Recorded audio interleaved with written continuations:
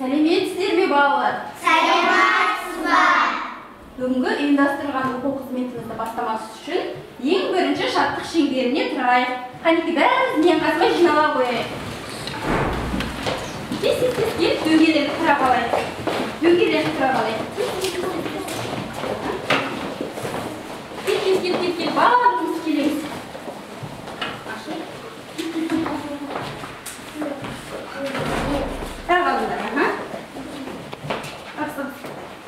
Ал қанеке бәріміз бірге шаттық шеңберін айтайық. Қуанамын мен де, қуанасың сен де, қуанайық достарым, арада батқан күнде. Жарайсыңдар балалар, қазір жылдың қай мезгілі? Көктем. Көктем мезгілі. Ал бүгін аптаның нешінші күні? Үшінші күнді қалай айтамыз? Сәрсенбі. Жарайсыңдар, ендеше орнымызға жайғаса қояйық. Тез орнымызға отыра қалайық.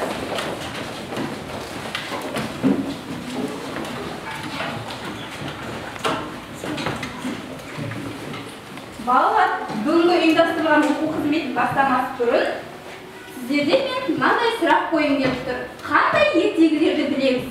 Босаға, бақшаға, аю мен шаруа, Тағы да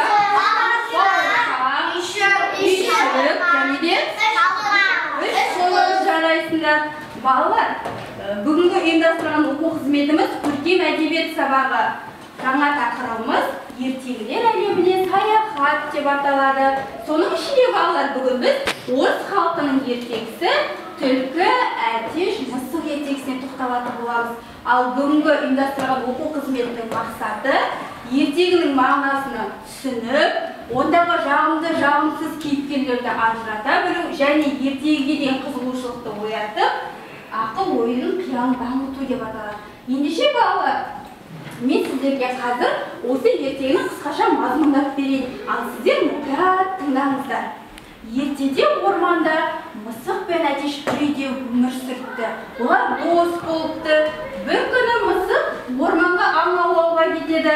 Ал сол кезде әтеш үйді жинап, үйдегі тіршіліктерді жасап, терезенің алдына отырып ән шырқайды. Бірақ кетерде мысық оған ескертеді. Терезеден қараушы болма, себебі ормандағы жүрген түлкі сені келіп алып кетуі мүмкін деп ескертеді.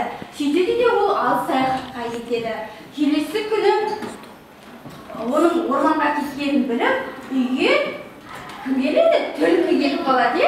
Түлкі әтештің дауысын естіп, терезенің түбіне келіп былай дейді: Әтеш, алтын айдарлы әтеш, терезеден қарашы, мен саған көп дән беремін дейді. Бірақ түлкі қарамайды. Сөйтеді де ол тағы да ән шырқайды. Содан әтеш тарыны қатты жексігіп кетіп терезеден басына шығарып еді. Сол кезде түлкі оны шап беріп ұстап алып, үйіне ала жөнеледі. Сол кезде ол досын көмекке шақырады. Мысық досым, маған көмектесші, мені алып бара жатыр деп бар даусымен айғайлаған кезде, қалың ну орманның ішіне мысық жүгіріп келіп, досын құтқарып алады. Келесі күні мысық тағы да орманға аң аулауға кетеді.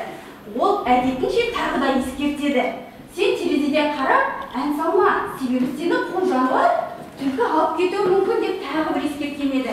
Бірақ әтеш күндегісінше оны тыңдамайды. Ол өзінің шаруасын жасап, терезенің алдына отырып бар даусымен ән шырқайды. Ал оны естіген түлкі тағы да үйдің терезесінің алдына келіп, әтешті әндете отырып шақырады. Бірақ әтеш тағы да қарамайды.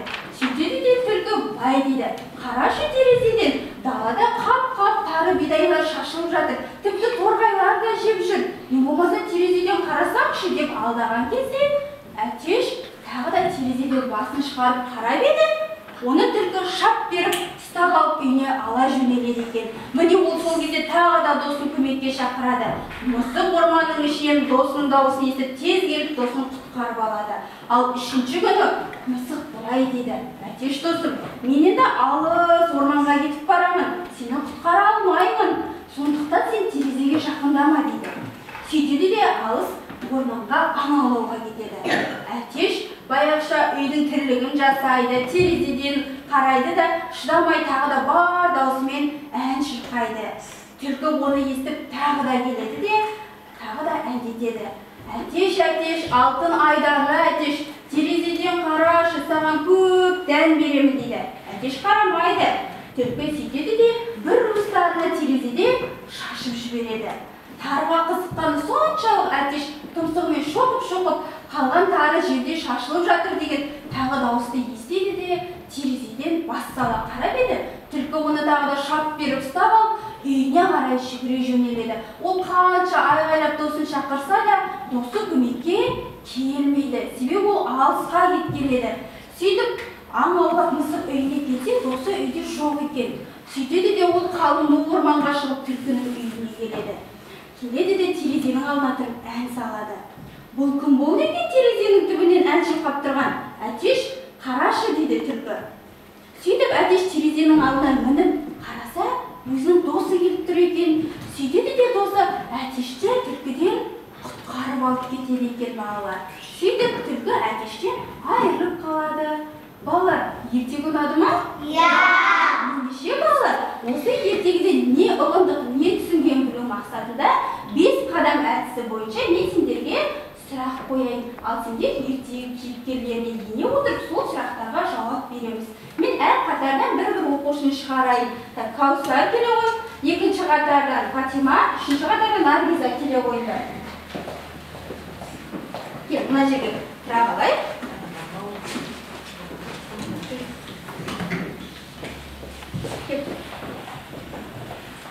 Балалар, енді қарай, мына жерде 5 табанның ізі жатыр.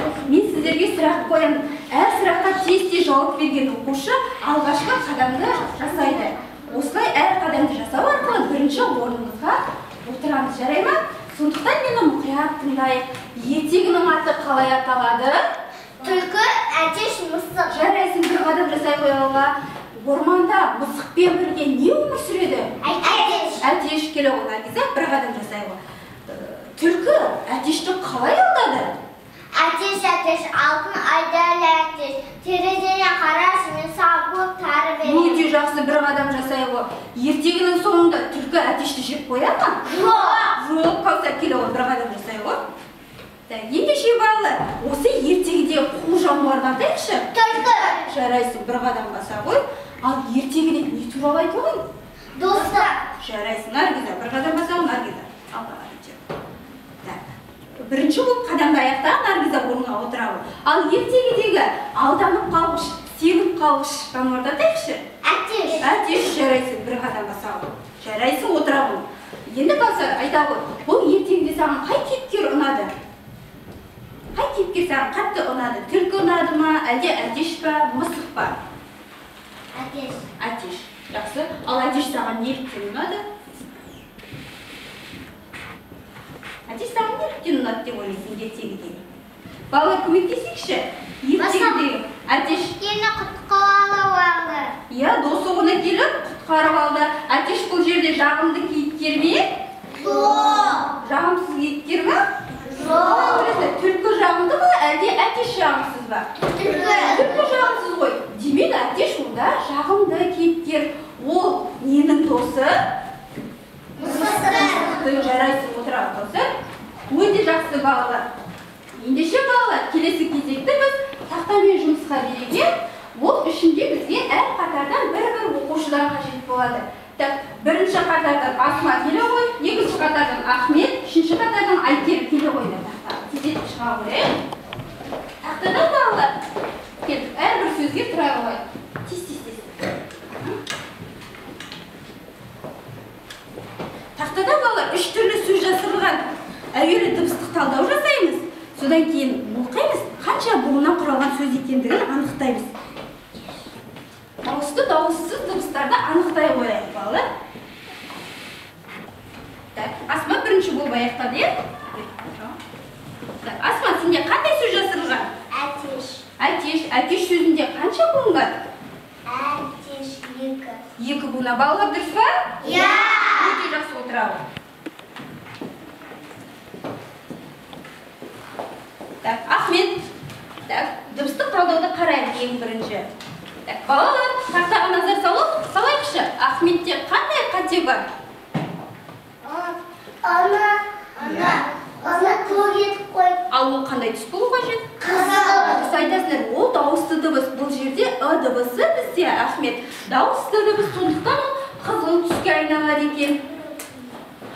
Қызыл түске айналады екен. Енді оқи ғой, сенде қандай сөз жазылған? Дауысын шығарам. Мысық. Жарайсың. Ал мысық сөзінде қанша буын бар? 2 буын бар. Жарайсың, отырам. Айкерім, сенде қандай сөз жазылған? Түлкі. Түлкі, дұрыс айтасың. Түлкі сөзінде қанша буын бар? 2. Жарайсың. Ал балалар, тақтаға қарайықшы, дыбыстық талдауды. Айкерім, дұрыс орындады ба? Я. Өте жақсы. Отыра ғой, Айкерім. Отыра. Енді балалар, мен әр қатарға сурет беремін. Осы суретті әр топ бірінші болып тез жылдамдықпен құрап аяқтауымыз керек. Қай топ бірінші болып құрайды, ненің суреті бейнеленгенін айтамыз. Сол топқа жұлдызша беріледі. Қазір мен топты суретті үйлестірейік балалар. Ортаға топ болып құрамыз. Қазір мен айтамын, баста неге кезде құраймыз. Суретті бірге құрайық. Тез ортаға құрай қояйық. Ортаға қойып құраймыз. Топ болып бірге құраймыз. Ортаға құраймыз.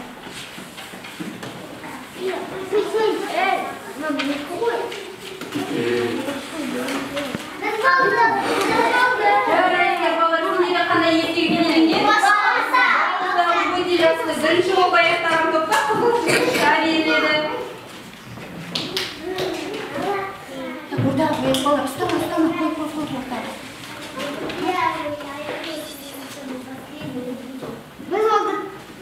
Ал қараңдар, суретке қандай ертегі берілген? Шалқан. Жарайсыңдар, сендерге жасыл түсті жұлдызша беріледі. Екінші болып аяқтады. Ал үшінші топ сендерге қандай ертегі?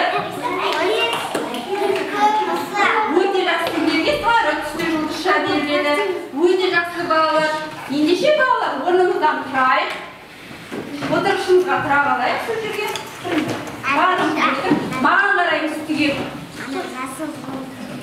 Олар тұра орнына. Барлығымыз бірге енді серпіту жаттығу жасап алайық. Бүгін балалар, біз ертегілер еліне саяхат жасап жатырмыз. Соған байланысты ертегі кейіпкері бізде қандай кейіпкерлер бар ертегіде? Мысық, әтеш, түлкі. Ендеше балалар, әтеш қандай дауыс шығарады? Өте жақсы. Ал мысық қандай дауыс шығарады? Дұрыс айтасыңдар. Ал түлкі қандай қимылдар жасайды деп ойлаймыз? Майысып, демек майысып қимыл жасайық. Қолымызды майыстырамыз, құйрығымыз қалай жүреді түлкінің? Құйрығымыз бұлғанда, майысып, ол жануар сияқты қимылдайық кәнекей. Өте жақсы балалар. Ендеше отыра қалайық орнымызға. Енді балалар, алдымызда бауырсақ ертегісінің суреті берілгенде, осы суретті түрлі түсті карандаштарымызды пайдалана отырып, әдемі етіп қояйық. Суреттерімізді алдымызға қасынатайық.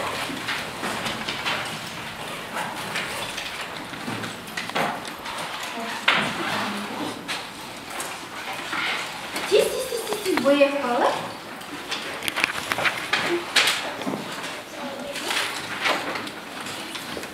Қарандашымызды жылдам шығарайық.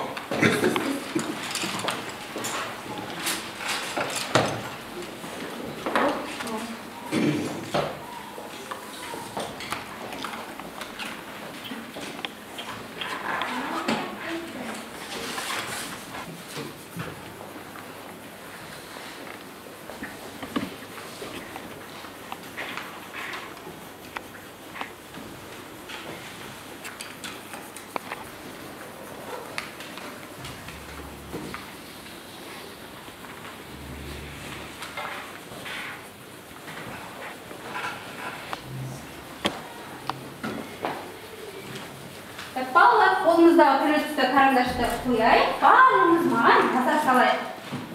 Қалған түсін аяқтаймыз. Ұйымдастырылған оқу қызметіміз аяқталуға жақын қалған екен балалар. Ендеше балалар, бүгін біз сабақта не туралы әңгіме қозғадық? Ертегі не туралы айтты? Соның ішінде қандай ертегіге тоқтадық? Мысық, әтеш, түлкі. Айтасыңдар, ертегі сендерге ұнады ма? Я! Ендеше балалар, ертегіде егер сендерге қай жануар ұнаса, соның қандай іс-әрекет сендерге ұнады, яғни? Ал мысық сендерге неліктен ұнады? Ал түлкі? Ал түлкі оны алдауға. Кімді алдады? Әйтешті. Сонда алдауға болады екен? Жоқ. Болмайды екен. Сондықтан да бір-бірімізбен үнемі жақсы дос болып қарым-қатынаста, жақсы тығыз қарым-қатынаста болып бір-бірімізбен көмектесіп жүруіміз қажет екен. Ендеше балалар, бүгінгі сабағымыз ұнаса, алдымызда сіздерге мынандай табличка тұр, иә? Егер ұнаған болса, күлімдеп тұрған смайликті, ал бүгін ертегі қызықсыз болса, немесе түсініксіз болса, оны ренжулі смайликті маған көрсетейік. Қолдарыңызда смайликті көтерейік балалар маған. Жарайсыңдар балалар, бүгінгі сабақ баршамызға ұнаған секілді. Ендеше балалар, бүгінгі ұйымдастырған оқу қызметіміз аяқталды. Сау болыңыздар. Сау болыңыз.